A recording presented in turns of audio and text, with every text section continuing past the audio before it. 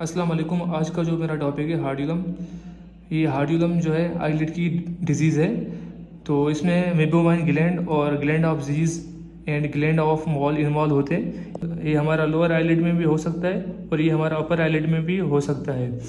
तो इसमें क्या होता है, जो हमारे ग्लैंड है, gland of Zeis and gland of Moll या मेबोमाइन ग्लैंड जो है, ये तीनों ग्लैंड इनमें इन्फेक्शन हो जाता है, इसलिए हमारा जो है हार्ड्यूलम या स्टाई हो जाता है।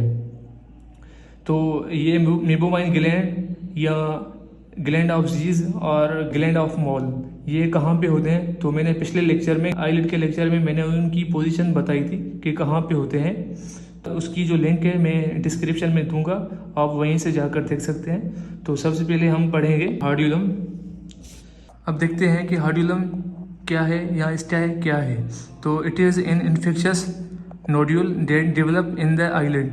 ये क्या है? इन्फेक्शियस नोड्यूल है। इन्फेक्शियस मीन्स कोई भी इन्फेक्शन हो जाए, किसी भी ग्लैंड में इन्फेक्शन हो जाए। तो ग्लैंड में इन्फेक्शन हो रहा है तो उसकी वजह से जो हमारी लिड मार्जिन है वहाँ पे, आईलिड है वहाँ पे इस तरह, ये हमारी आई है, वहाँ पे इस तरह जो है नोड्यूल बन जाएगा। तो हम उसको हार्ड्यूलम या स्टाई कहेंगे। तो उसका जो है काज क्या है? स्टेफाइलोकोकस ओरियस जो है बैक्टीरिया है, बैक्टीरिया की टाइप है जो इसको काज करवाती है।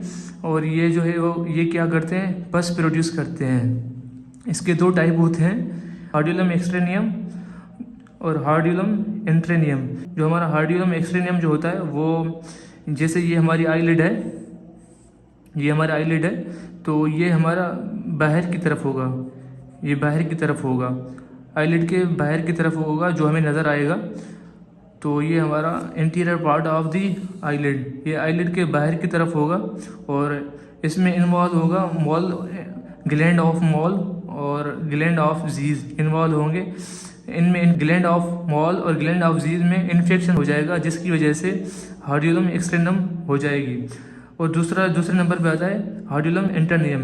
ये जो है ये पोस्टीरियर साइड होता है, आईलिड की जो अंदर वाली साइड है वहाँ पे होता है और इसमें जो है मेबोमाइन ग्लैंड मौजूद होते हैं।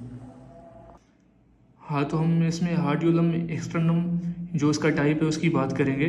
तो इसमें क्या होता है, it is an acute suppurative infection of lash follicle and it's associated of Zeis and mall.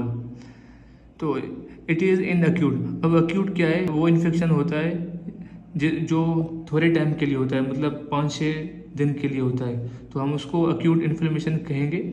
और सेप्यूरेटिव इन्फेक्शन वो इन्फेक्शन जिसमें पस होती है।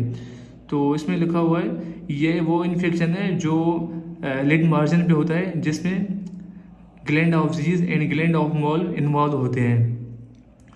अगर हम उसके काजेज़ देखें तो इसमें वो ही स्टेफाइलोकोकस ओरियस जो है वो काज करवाते हैं। अगर हम उसको क्लिनिकली देखें तो ये इस तरह होता है, ये पेनफुल होता है, यहाँ पे लिखा हुआ है पेनफुल होता है, टेंडर होता है, मीन्स अगर हम इसको यहाँ पे टच करेंगे तो उसको पेन होगा। और यहाँ पे लिखा हुआ है eyelid margin become red oedematous pus point toward lid margin with lash in its centre. तो यहाँ पे ये लिखा हुआ है, ये जो है इसकी लिड मार्जिन पे स्वेलिंग होगी और ये रेड कलर का होगा, रेडनेस होगी इसमें। और यहाँ पे जो पस पॉइंटेड है, यहाँ पे ये पस निकली हुई होगी। इसकी कॉम्प्लिकेशन ये है कि पेरिसेप्टल सेल्यूलाइटिस, मतलब ये आँख में इन्फेक्शन करवा सकता है। हार्ड्यूलम एक्सटर्नम जो है आँख में इन्फेक्शन करवा सकता है। ऑर्बिटल सेल्यूलाइटिस मीन्स ये जो है हमारे आँख के सराउंडिंग इन्फेक्शन करवा सकता है। अगर हम उसका ट्रीटमेंट देखें तो एनाल्जेसिक सिस्टेमिक ड्रग होती है जो पेन को रिलीफ करवाती है। और हम इसमें सिस्टमेटिक एंटीबायोटिक यूज़ करते हैं जो इन्फेक्शन को कंट्रोल करते हैं। और उसके बाद टॉपिकल एंटीबायोटिक यूज़ करेंगे जो उसकी ग्रोथ होगी, हार्ड्यूलम जो होगा वो उनकी ग्रोथ को, जो इसमें इन्फेक्शन होगा उसको रोकेगा। और हम उसको वार्म कंप्रेस करेंगे 4 to 5 टाइम डेली, हम उसको वार्म कंप्रेस करेंगे। कोई भी कपड़ा गर्म करके उससे आँख की जो है सिकाई करेंगे 4 से 5 दफ़ा दिन में, हम उसकी गर्म सिकाई करेंगे और उससे भी सही हो सकता है। और एवाक्यूएशन ऑफ पस, इसके अंदर जो पस होगी हम इसको निकालेंगे। अब आता है हमारा हार्ड्यूलम इंट्रिनम। अब ये क्या होता है? It is acute suppurative infection of meibomian gland. अब जो ये भी एक्यूट होता है, मतलब थोड़े टाइम के लिए होता है, और ये भी सुप्यूरेटिव इन्फेक्शन मीन्स इसमें भी पस होती है। ये जो इन्फेक्शन होता है वो मेबोमाइन ग्लैंड में होता है। ये जो काज करवाता है स्टेफाइलोकोकस ऑरियस जो है बैक्टीरिया है, वो काज करवाते हैं। ये हमारा हार्ड्यूलम इंट्रिनम, ये है हमारा। तो इसमें क्या होता है, यहाँ पे लिखा हुआ है पेनफुल, यहाँ पे लिखा हुआ है पेनफुल, तो ये पेनफुल होगा। और नीचे लिखा हुआ है eyelid become red and swollen, तो ये जो है रेड भी होगी, इसमें स्वेलिंग भी होगी।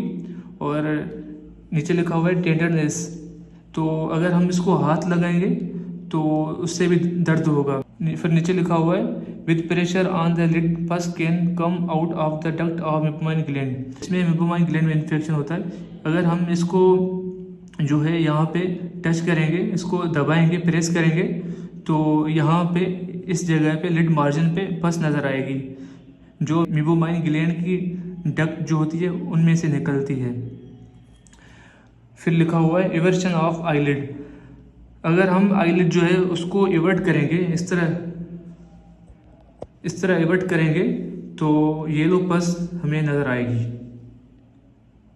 अब अगर हम इसके ट्रीटमेंट की बात करें, तो जो हार्ड्यूलम एक्सटर्नम और हार्ड्यूलम इंटरनम जो होता है, दोनों का ट्रीटमेंट सेम ही होता है। यहाँ पे भी एनाल्जेसिक जो है सिस्टेमिक ड्रग हम यूज़ करेंगे पेन को रिलीफ देने के लिए, और नीचे लिखा हुआ है सिस्टेमेटिक एंटीबायोटिक यूज़ करेंगे इन्फेक्शन को कंट्रोल करने के लिए, और नीचे लिखा हुआ है टॉपिकल एंटीबायोटिक ड्रॉप्स यूज़ करेंगे जो इन्फेक्शन होगा उसको रोकेंगे। और उसके बाद वार्म कंप्रेस करेंगे, जो मैंने पहले भी बताया, दिन में 4 से 5 दफ़ा वार्म कंप्रेस करेंगे, और कोई भी कपड़ा गर्म करके उससे करेंगे। उसके बाद आता है नीचे एवाक्यूएशन ऑफ पस, वही सेम प्रोसेस, जो पस उसमें होगी उसको निकालेंगे। ये था हमारा आज का लेक्चर। तो अगर कोई भी सवाल हो तो आप कमेंट में पूछ सकते हैं। अब इसके बाद मेरा अगला लेक्चर भी डिजीज़ पे ही होगा। तो तब तक के लिए खुदा हाफिज़, तो मिलते हैं अगले लेक्चर में। Thank you.